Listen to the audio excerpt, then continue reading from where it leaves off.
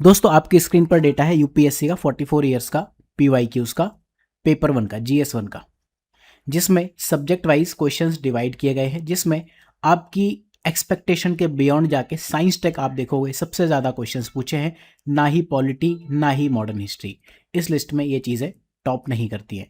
And अगर आप agriculture maps and IR को जोड़ लो तो ये भी लगभग 600 से ऊपर क्वेश्चंस हो जाते हैं, जो कि बेसिकली मैप्स से रिलेटेड सब्जेक्ट्स हैं, राइट। तो अब ये सब चीज़ें मद्देनज़र रखते हुए मैंने वीडियो बनाया था कि आपको सब कुछ चेंज कर देना है, राइट। दूसरों से जो रेट रेस है उससे आगे निकलने का क्या तरीका है, कुछ हमने लास्ट वीडियो में बात की थी। अब आपकी क्वेरी है इसे एग्जीक्यूट कैसे करें। तो इसको एग्जीक्यूट करने के लिए हम स्ट्रेटजी बनाएंगे 4-3-5 स्ट्रेटजी, यानी कि एक ग्रुप में हम 4 सब्जेक्ट्स को रखेंगे, जिसमें science tech, agriculture, maps and IR, ये हमारे पहले 4 सब्जेक्ट्स हैं। ये वो सब्जेक्ट्स हैं जिसमें हाईएस्ट यील्ड है, मिनिमम पेज है और हाईएस्ट रिटेंशन भी होता है। एग्जाम में इनको ले जाने के सबसे ज़्यादा चांसेस हैं, बट प्रॉब्लम है हम इनमें इतना कम टाइम देते हैं कि भगवान भरोसे रह जाते हैं एंड फाइनली इन्हीं की वजह से फेल हो जाते हैं। तो पहला ग्रुप है ये 4 सब्जेक्ट का।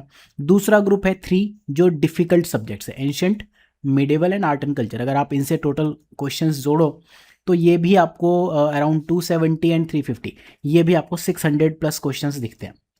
अब इन सब्जेक्ट्स की प्रॉब्लम ये है, डिफिकल्ट है, इनके लिए कम पढ़ना है, चीज़ें कई बार याद रह जाती हैं, कई बार नहीं भी याद रहती हैं, तो हिस्ट्री, राइट। तो इनके लिए हम कम टाइम देते हैं, लेस टाइम, लेकिन इतना कम नहीं देते जितना ये पहले 4 सब्जेक्ट्स को देते हैं।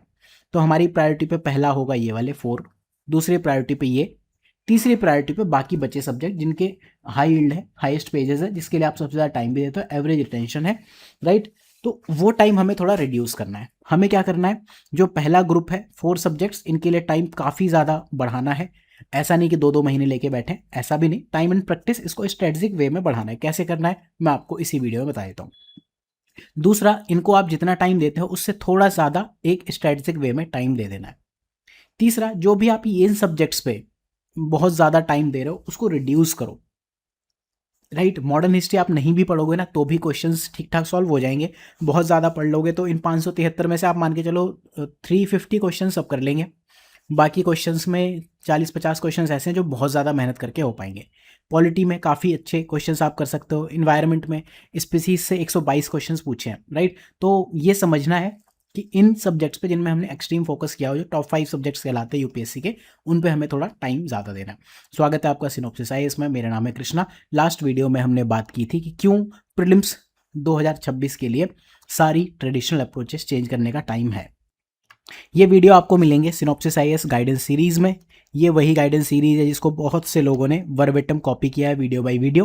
तो you can watch this video and scroll करते जाओ। इस गाइडेंस सीरीज में आपको ऐसे ऐसे वीडियोस मिलेंगे, you will come to know कि क्या एक इंपॉर्टेंट चीज़ है। अगर आप बिल्कुल प्री में फंस रहे हो तो ये वीडियो आपके लिए है। सिली मिस्टेक से आप फेल हो रहे हो तो ये वीडियो आपके लिए है। सिर्फ छोटा सा गैप है, देन दिस इज़ देयर।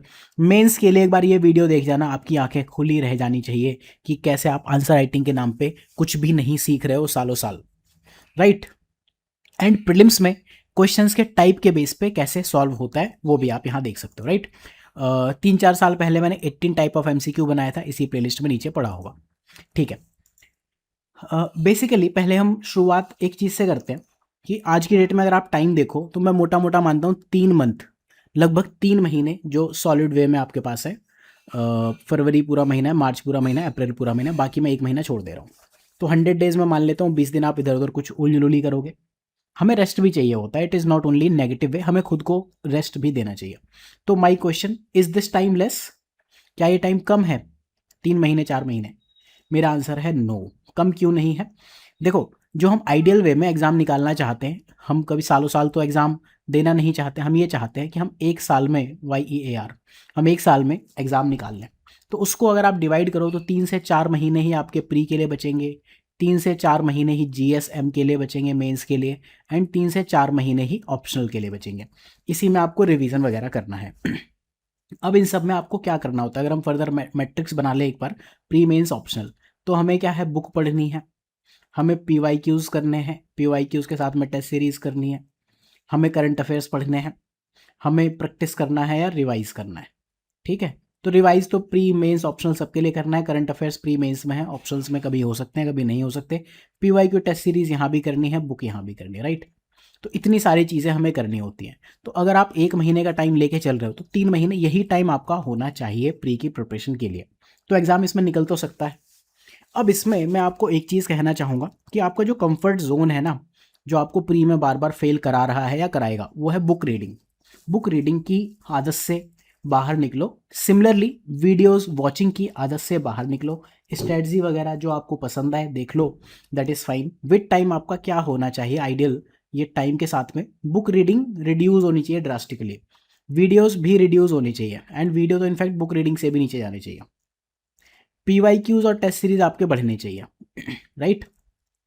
अब पीवाईक्यू और टेस्ट सीरीज का रोल क्या है, देखो आप ये सब क्वेश्चंस कर लो पीवाईक्यूज, इससे क्वेश्चन रिपीट हो जाएंगे। 30% पेपर प्रीलिम्स में रिपीट होता है, ये हम कई बार बात कर चुके हैं। 30 to 40% डायरेक्टली इनडायरेक्टली, ये तो इनफैक्ट यूट्यूब पे लोगों ने भर दिया वीडियो बना के, राइट।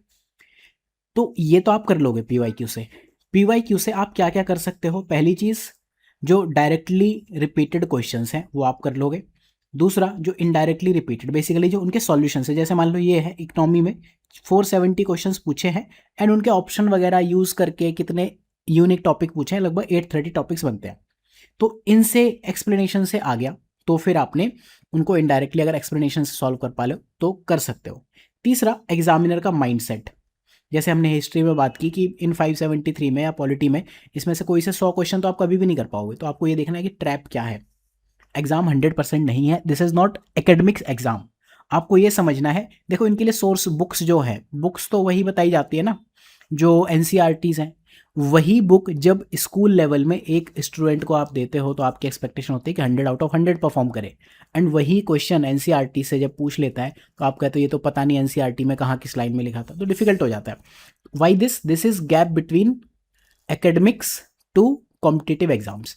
इस गैप को फिल करते हैं पीवाईक्यूज। तो पीवाईक्यूज का ये रोल है कि आपको बुक एक्चुअल में पढ़नी कैसे है, ठीक है। उसके लिए आपको पीवाईक्यूज का टाइम बढ़ाना पड़ेगा। अब टेस्ट सीरीज का रोल कहाँ आता है, पीवाईक्यू से आप जो नहीं सीख सकते, पीवाईक्यू से ये सीख सकते हो, जो नहीं सीख सकते वो है टाइम ऑप्टिमाइजेशन, एग्जाम में कितने क्वेश्चन अटेम्प्ट करने हैं, पेपर का डिफिकल्टी लेवल क्या है, राइट। वेदर ऑप्टिमाइजेशन, अगर आप नॉर्थ इंडिया में रह रहे हो तो आपने सुना होगा पिछले 1-2 साल में लोग गंदे वेदर की वजह से बाहर हो गए, ठीक है। तो प्रीलिम्स में बहुत से लोग पहले 5-10 मिनट में ही बाहर हो जाते हैं। उन सब चीज़ों के लिए पीवाईक्यूज हेल्प नहीं करेंगे। उसके लिए आपको टेस्ट सीरीज पे जाना है। टेस्ट सीरीज कभी इसलिए मत करना कि रियलिस्टिक क्वेश्चंस दे देंगे, टेस्ट सीरीज से क्वेश्चंस रिपीट हो सकते हैं, दैट एवरीथिंग इज फाइन, लेकिन टेस्ट सीरीज का मेन रोल ये होना चाहिए। करंट अफेयर्स को आप 2 पार्ट में ब्रेक कर सकते हो, हमने कई बार बात की है। इस पे हम 1-2 वीडियो और बना लेंगे अभी आने वाले टाइम में। एक आप इनको कहते हो कंटेम्प्रेरी इश्यूज़, दूसरे current affairs. Contemporary issues basically वो होते हैं जब आप पैदा भी नहीं हुए तब से चीज़ें चल रही न्यूज़ में, या फिर जो चीज़ें सालों साल चल जाती है, जैसे राम मंदिर का मुद्दा है, जब आप पैदा भी नहीं होगे तब से चल रहा है, दिस इज कंटेम्प्रेरी इशू, जो कि किसी बुक में होना चाहिए था, स्टैटिक होना चाहिए था लेकिन स्टैटिक है नहीं। जैसे डीमोनेटाइजेशन, स्टैटिक होना चाहिए था लेकिन स्टैटिक है नहीं। और करंट अफेयर्स क्या है, आज की डेट में कुछ न्यूज़ में पूछ लिया, अभी आईएनएस विक्रांत पूछ लेगा तो उसके लिए आपको करंट अफेयर्स की नीड नहीं है, that is static part. PSLV GSLV पूछ लेगा, उसको आप साइंस टेक स्टैटिक से कवर करोगे। तो ये करंट अफेयर्स है, एंड रिवाइज तो आपको करना ही है। तो आपको अल्टीमेटली ये ध्यान रखना है जो कंफर्ट जोन है बुक, इससे बाहर निकलना है, ठीक है। तो इस टाइम में किया तो जा सकता है, ठीक। अब जैसे साइंस टेक के लिए मैं बताऊं, कोई भी अच्छी बुक मार्केट में नहीं है। उसके लिए आई हैव टोल्ड यू कि reader.com पे मैं पढ़ा रहा हूँ, वहाँ पे जाके आप फ्री में इनरोल कर सकते हो। बहुत अच्छा कोर्स है। इनफैक्ट जो साइंस टेक पे भी मैं दे रहा हूँ वो प्रोवाइड कर रहे हैं, चाहे प्रीलिम्स 1 हो या प्री फाउंडेशन या 20-20-50-50 सीरीज़ या जहाँ भी आता है, that is sponsored by reader.com। Final negotiations मुझे अभी इस प्लेटफॉर्म से मिली नहीं है। जितना मुझे आइडिया है, course will be free, video course will be free, ताकि जिन्होंने भी प्रीवियसली ये कोर्स चुरा लिया है आपको वहाँ ना जाना पड़े। एंड कंटेंट फाइल जो पीडीएफ है या बुकलेट है, that may be charge at 100 और 200 रुपीज़। तो अगर आपका मन करे तो परचेस कर सकते हो, ठीक है। तो अगर आप सिनॉप्सिस के इनमें से किसी कोर्स के स्टूडेंट हो जो मैंने आपको हाईलाइट किए, तो फिर साइंस टेक के उस बुक पे भी नहीं जाना। देखो साइंस टेक बैकग्राउंड मेरा क्या है, न्यूक्लियर साइंटिस्ट, तो पूरा लग के मेहनत करके 6-7 साल कुछ अच्छे अच्छे जो टॉप न्यूक्लियर साइंटिस्ट हैं इंडिया के, उनके साथ काम करने का मौका मिला, राइट। तो उनके साथ लग के जो साइंस टेक में काम किया जा सकता था, दैट इज ओरिजिनल वर्क। तो आप वहाँ से फॉलो करो। आप ये मान के चलो कि जो भी यूट्यूब पे जितने भी साइंस टेक के फैकल्टीज हैं आपको दिख रहे हैं, एक्सेप्ट 1 और 2, जितने भी बड़े नाम है, every one is कॉपिंग synopsis IAS। तो ये ध्यान रखो, ओरिजिनल आप पढ़ सकते हो and course fee is 0 for this year. ठीक है। तो साइंस टेक के लिए जो बुक नहीं है मार्केट में, उसके लिए आप ये कोर्स फॉलो कर सकते हो। बुक होगी 150, 100, 200, ये कुछ रेंज में होगी। ठीक है। ये जो कोर्स है PYQ का, अगर आप ये लेना चाहते हो, ई बुक फॉर्मेट में नहीं है। अगर आपको ई बुक चाहिए, इसकी वीडियोस नहीं चाहिए, देन आप व्हाट्सएप पे कनेक्ट कर सकते हो। They can give you a task. आप वो टास्क अगर कंप्लीट करते हो, then e books would be available, otherwise ये कोर्स तो है ही। ठीक है। करंट अफेयर्स की बात कर ली मैंने। करंट अफेयर्स के लिए आप एक चीज़ करोगे, ओनली या मेनली। ठीक है। इस चीज़ पे आप ध्यान रखोगे कि ओनली करंट अफेयर्स फोकस्ड कोई चीज़ नहीं होती। हाँ, मेनली करंट अफेयर्स फोकस्ड हो सकती है, बट उसको भी जब आप contemporary issues and current affairs में डिवाइड कर देते हो, तो there is nothing like current affairs. 80% यहाँ पे सब स्टैटिक हो जाता है, जो आपको लगता है कि करंट के सब्जेक्ट्स है। ठीक है। तो अब ये जो मैंने आपको बताया था 4-3-5 स्ट्रेटजी, 4-3-5, 4 में क्या है, साइंस टेक हो गया, मैप हो गया, एग्रीकल्चर एंड IR। इसमें मैं आपको पॉइंट बाय पॉइंट लिख देता हूँ। जो पहले 4 सब्जेक्ट हैं, इनका हाईएस्ट यील्ड है। अगर आप इन्हें कर गए तो एग्जाम में सबसे ज़्यादा चांसेस हैं कि इनमें आप बढ़िया कर जाओगे। एंड लीस्ट पेजेस है, सबसे कम पेजेस है। एंड रिटेंशन जो है that is highest, extreme level पे। बस इसके लिए जो हम टाइम देते हैं ऑलमोस्ट 0 या लीस्ट, लेसर देन लीस्ट हम टाइम देते हैं, वो आपको इंक्रीज कर सॉरी, वो आपको इंक्रीज करना है। ठीक। ये वो सब्जेक्ट्स हैं जो आपको आर या पार ले जाएंगे एग्जाम में, इधर रह जाओगे या उधर चले जाओगे। तो दीज आर द डिफरेंशिएटर्स। देन 3 क्या है, एंशिएंट मिडेवल कल्चर। ये 3 सब्जेक्ट्स हैं। ठीक है। यहाँ इशू ये है कि यील्ड कम है। मान लो आप 10 क्वेश्चन आते हैं एग्जाम में, तो 3-4 हर कोई कर लेगा, 2-3 कोई कोई कर लेगा, एंड मान के चलो 3-4 ही सब लोग कर पाते हैं। ठीक है। तो इसमें यील्ड भी कम है, बट अच्छी बात यह है पेज भी कम है। आप नंबर ऑफ क्वेश्चंस भी देखो ना, 134, 135 पेजेस कम है। ठीक है। लीस्ट क्वेश्चंस इन्हीं 2 सब्जेक्ट से पूछा। आर्ट एंड कल्चर भी बहुत कम पेजेस में हो जाता है, ऑल दो क्वेश्चंस हाई है। ठीक है। एंड इनके साथ एक अच्छी चीज़ है कि जो रिटेंशन है, अगर आप ठीक ठाक तरीके से स्पेस्ड वे में रिवीजन करते हो, then it is high retention. मैं कैसे करता था एंशिएंट हिस्ट्री वाला, हिस्ट्री में तो मैं बिल्कुल पागल हूँ, आपको रिवाइज करने का तरीका बताया था। अगर आपको सूट करे तो कर लेना। बाकी जो 5 सब्जेक्ट्स हैं, इनमें क्या है, हाई यील्ड है, हम हाई टाइम देते हैं, पेजेस भी इसमें हाईएस्ट हैं, most number of pages, average retention है। यहाँ पे आपको जो है टाइम रिड्यूस करने की नीड है, वीडियोस वगैरह रिड्यूस करने की नीड है, मल्टीपल सोर्सेज रिड्यूस करने की नीड है। यहाँ से टाइम उठा के आप यहाँ दे दो, और जो अगर ये इग्नोर किए हुए तो यहाँ पे टाइम दे दो, प्रीलिम्स के लिए हेल्पफुल होगा। अब मैं कैसे पढ़ता था, जैसे एंशिएंट हिस्ट्री है मुझे पढ़नी है, तो हाउ आई विल रीड, या मिडिवल, जो भी सब्जेक्ट मुझे पल्ले नहीं पड़ते वहाँ मैं क्या करता हूँ, वट आई विल डू, मान लो मैं प्री हिस्ट्री का एक चैप्टर पढ़ रहा हूँ। ठीक है। तो ये सपोज मेरे 10 चैप्टर है, 1 2 3 4 5 6 7 8 9 10। तो फर्स्ट रीडिंग जब मैं करूँगा, तो फर्स्ट रीडिंग में चैप्टर 1 ये फर्स्ट टाइम पढ़ा मैंने। जब मैं सेकंड रीडिंग करूँगा तो चैप्टर 2 पढ़ूंगा एंड रिवाइज फर्स्ट चैप्टर। तो यहाँ तक मेरे चैप्टर 1 के 2 रिवीजन हो गए। जब मैं थर्ड रीडिंग करूँगा तो मैं चैप्टर 3 फर्स्ट टाइम पढ़ूंगा एंड चैप्टर 1 एंड 2 रिवाइज करूँगा। तो मेरा चैप्टर 2 यहाँ पे 2 बार हो चुका है एंड चैप्टर 1 3 बार हो चुका है। सेम वे में जब मैं 10वां चैप्टर पढ़ूंगा तो चैप्टर 1 को मैं 9th टाइम पढ़ूंगा या रिवाइज करूंगा, उससे पिछला एक एक एक कम करके होगा। ये आप ट्राई करके देखना, आपको चीज़ें याद रह जाएंगी। ये मेरा तरीका है, क्योंकि मतलब हिस्ट्री में मैं बहुत ही वीक हूँ, बेहुदा हरकतें करता हूँ, भूल जाता हूँ सब कुछ। नॉन कॉपरेशन पहले हुआ था कि क्विट इंडिया पहले हुआ था, जो बंदा ये भी भूल जाए तो उसको कुछ ना कुछ तो तिकड़म बिठानी पड़ती है।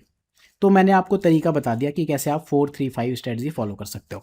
अब इनके लिए आप सोर्स पूछो तो पहला सोर्स, अगर आप कोर्सेज में जाओ तो सिनॉप्सिस IAS का जो ये 20-20-50-50 सीरीज कोर्स है, दिस वन, अगर आपको ये सूट करता है तो। अदरवाइज मैं आपको बेस्ट वे बता देता हूँ कि PYQs, एंशिएंट हिस्ट्री के लिए आप PYQs ओनली या PYQs मेनली पे चले गए ना तो भी आपके हो जाएगा। PYQ को बुकलेट इतना पढ़ जाओ, लगभग सब हो जाता है। सेम वे में मीडिएवल हिस्ट्री, सेम वे में आर्ट एंड कल्चर। तो यहाँ पे आप PYQs को बेसिक टेक्स्ट बुक बनाओ, एंड उसके अलावा बुक अगर रीडिंग करनी तो रेफरेंस मटेरियल उठा लो एंड उसको PYQ में ही इंक्लूड कर दो। ठीक है, ये इन 4 सब्जेक्ट के लिए स्ट्रेटजी होनी चाहिए। करंट अफेयर्स तो इसमें कुछ है नहीं। इन सब्जेक्ट्स में क्या है कि जो भी बुकलेट्स हैं, आई ट्राई कि इनकी इंडिविजुअल बुकलेट्स भी आपको दे पाऊँ, बट अगर आप ये PYQ कोर्स ज्वाइन किया, अगेन यहाँ PYQ से आप कर सकते हो। एंड ये सब्जेक्ट्स आपको ऐसे करने हैं जो बड़े टॉप बिग 5 जो हैं, इनके लिए आपको क्या करना है, आप बुक रीडिंग करके PYQ मत करो, PYQ करके बुक रीडिंग करो। मान लो आपने एक क्वेश्चन पढ़ा, क्वेश्चन उन्होंने पूछ लिया क्विट इंडिया मूवमेंट पे, तो क्विट इंडिया मूवमेंट का क्वेश्चन आपका एक रीडिंग के बाद भी सॉल्वेबल होना चाहिए। एंड आप वो क्वेश्चन सॉल्व करने का ट्राई करो एंड PYQ के सॉल्यूशन में या बुक में अपने वो पैराग्राफ फाइंड करो। होपफुली इस लेक्चर में जो मुझे मैसेज देना था उसकी हमने बात कर ली। नेक्स्ट वीडियो में हम इनके अंदर के सब्जेक्ट्स और कुछ क्वेश्चंस की स्ट्रेटजी देखेंगे, CSET की भी स्ट्रेटजी देखेंगे। तो you have to follow this guidance series and MSGP course. Thank you for watching, have a good day.